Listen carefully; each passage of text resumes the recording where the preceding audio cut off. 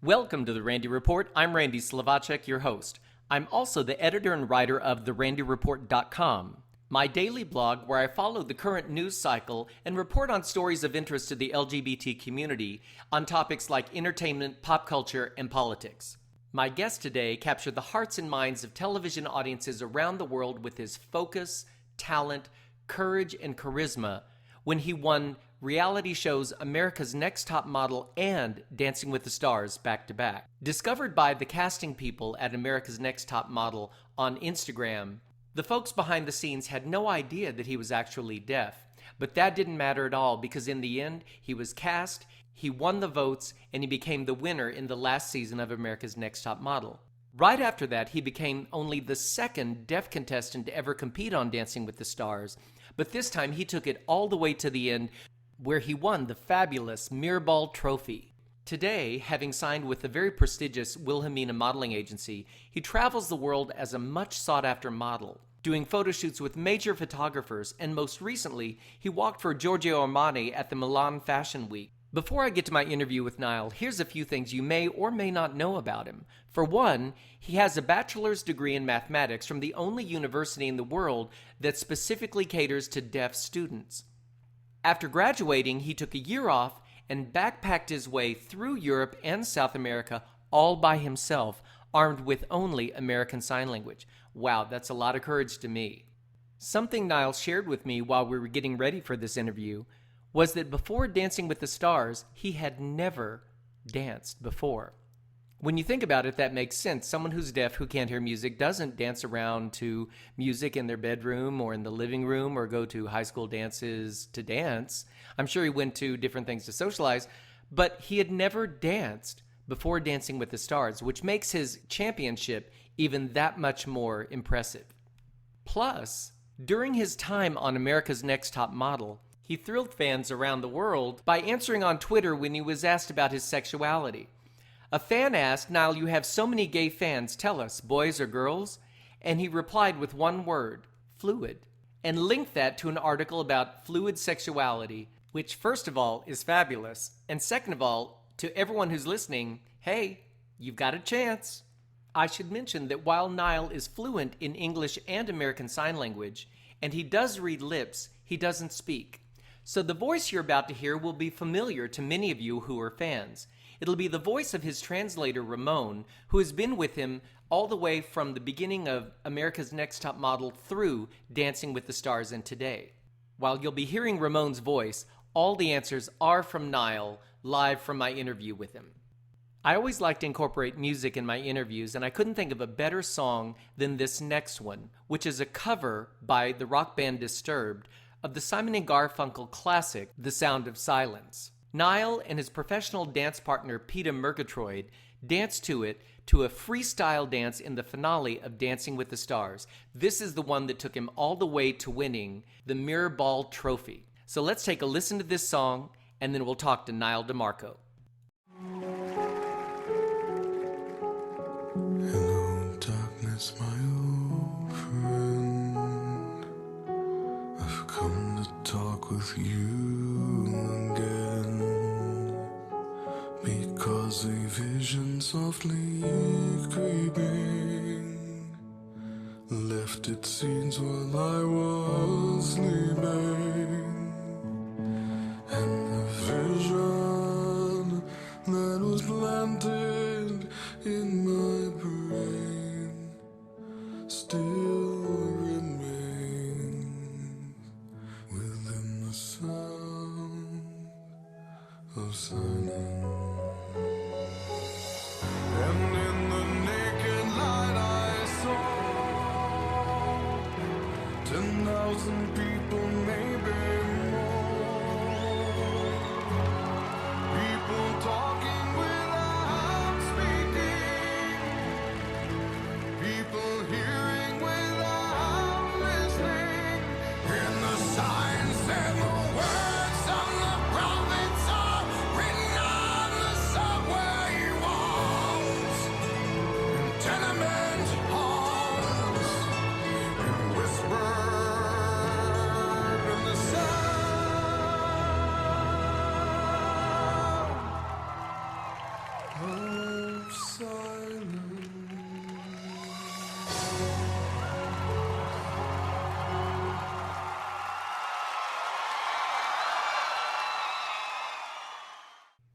I'm thrilled to be talking to the one and only awesome Nyle DiMarco, the champion of America's Next Top Model and Dancing with the Stars. Thank you for being here.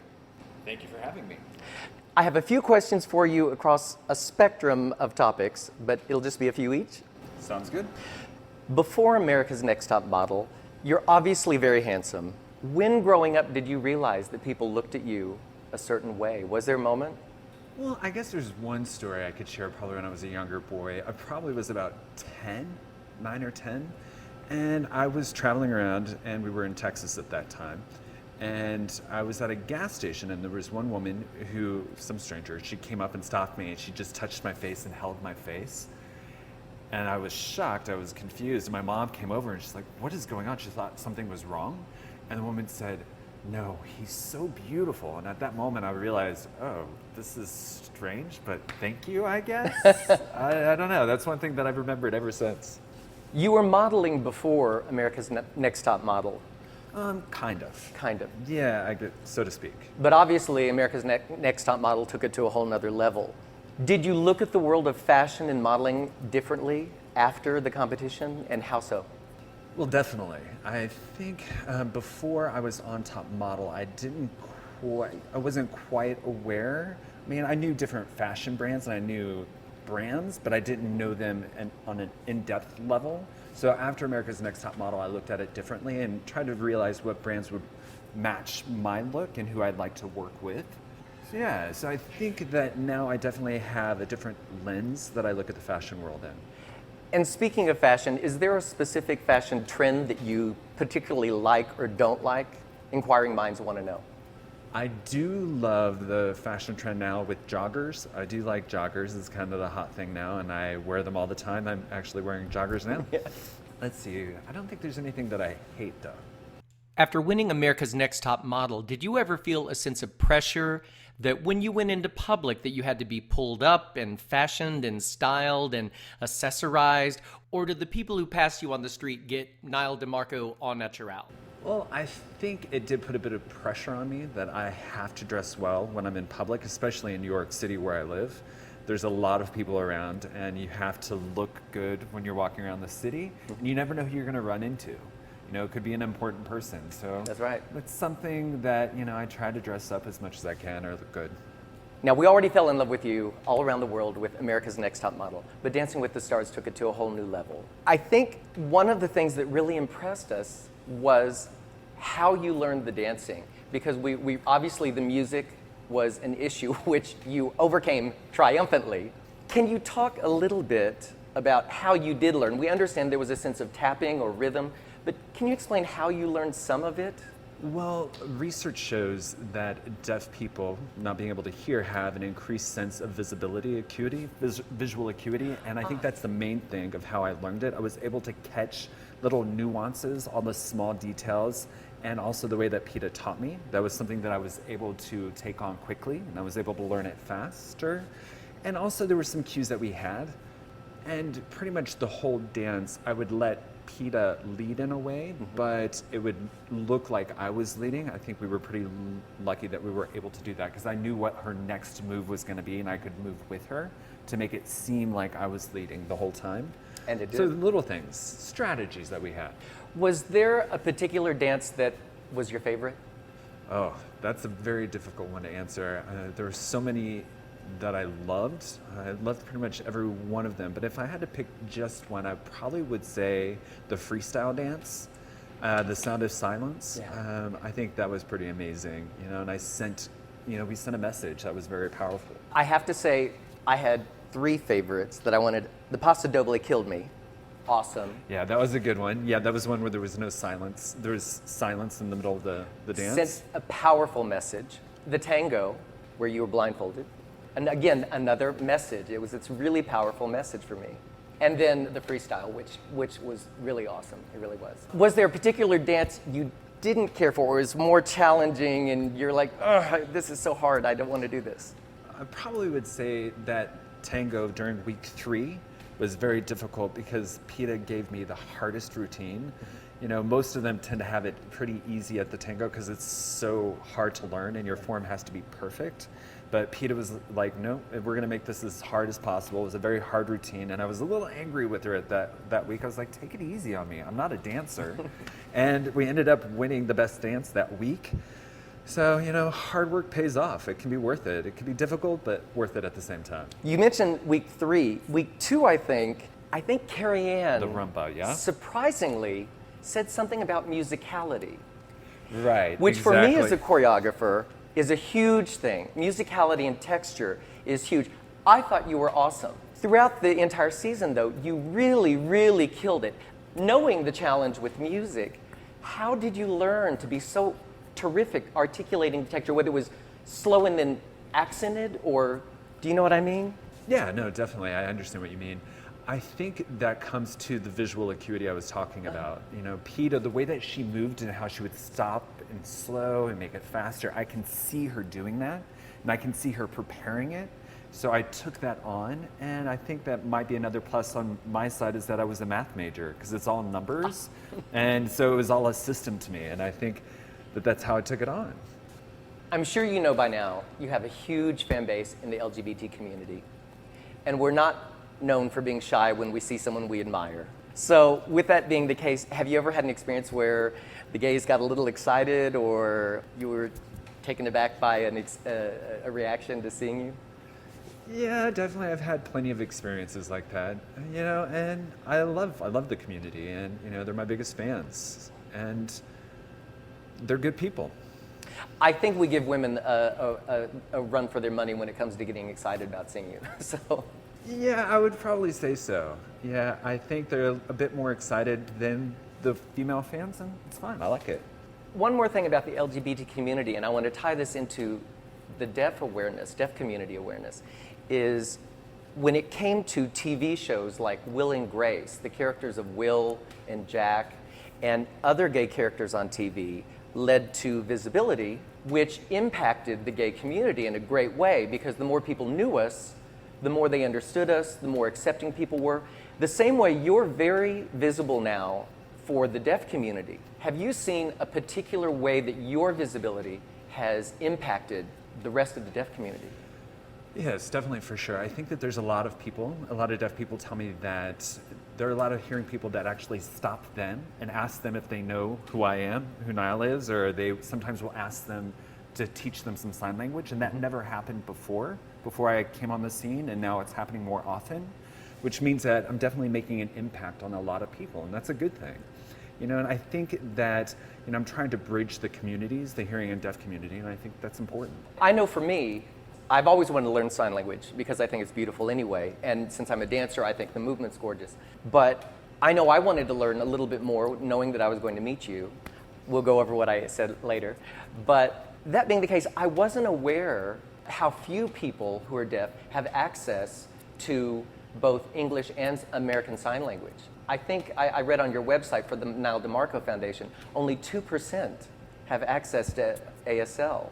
Right, well, basically 70 million deaf people globally, and only 2% of them actually have access to education in sign language. So that means that they don't have education and they don't have the ability to learn. I mean, some can, but some people don't have the ability to speak. So I think that's something I want to change. So through my foundation, I'm working with another organization called Lead K, and we're making sure that it's all about language acquisition for deaf children from birth to 5 years old, and make sure that they have language. So I'm working with legislation to have that passed. And not just American Sign Language, but you felt that you were helped by learning English and ASL, correct? Exactly. And it's not just about American Sign Language, it's about having equal access to English and American Sign Language. They should have both.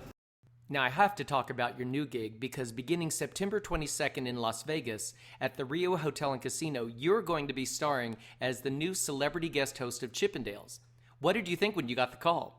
My initial reaction when they contacted me to host Chippendales, I was very honored. I know it's quite popular internationally, and I was looking forward to the experience. Every experience offers its own opportunities and challenges, from when you were on America's Next Top Model and you showed us what it's like to be a world-class model, or when you were on Dancing with the Stars and you showed off all that great choreography. What are you looking forward to with Chippendales? I think what I'm most looking forward to is being the host. I don't know if they've ever actually had a deaf host before. I could be wrong, but I think I'm the first, and I'm looking forward to taking that hosting. I think what the fans should expect, that there'll be a lot of fun for myself and the rest of the Chippendales team. I guess the fans should expect with the show is this is huge. It's pretty much like a Broadway production, but in Vegas. And to headline something like this, to host it in Las Vegas, is such an honor. Being one of the most high-profile deaf celebrities in the media today, I understand a lot of your fans in the deaf community are going to be heading to Las Vegas to see you in Chippendales. That's got to feel pretty awesome. I feel very honored that there's so many fans are contacting Chippendales, especially deaf fans. You know, it makes my job a little bit more difficult in a good way. On America's Next Top Model, on Dancing with the Stars, and even your Instagram, fans get to see you sometimes shirtless, sometimes in a bathing suit, sometimes even less. At Chippendales, live in person, what can your fans expect from you in terms of costumes or not? My answer to them is that they will see some skin, but if they want to see more, they have to come to the show. Your two biggest public outings so far, America's Next Top Model and Dancing with the Stars, were competitions. But now you're joining a cast and there's going to be camaraderie. You're all on the same side. Are you looking forward to working with the world-famous Chippendales, the guys themselves? I think what I'm looking forward to the most working with the guys is going to be the cultural exchange. They're going to learn a lot from me as a deaf person, and I think that's going to be a nice influence, and I'm looking forward to that. Speaking of cultural exchange, is it possible the audience might get a lesson or two in American Sign Language in the show? Definitely. I will be teaching some ladies in the audience some sign language. Well, excellent. Congratulations on the new gig with Chippendales. Congratulations on the Nyle DiMarco Foundation. And I can't wait to see you on stage at Chippendales at the Rio Hotel Casino, opening night September 22nd in Las Vegas. Thank you. And with that, we come to the end of this episode of The Randy Report. I want to thank Nyle and the team at Chippendales for making this interview happen. Now that I've gotten past the interview, I can freely admit that I'm a huge, huge fan, in case you couldn't tell.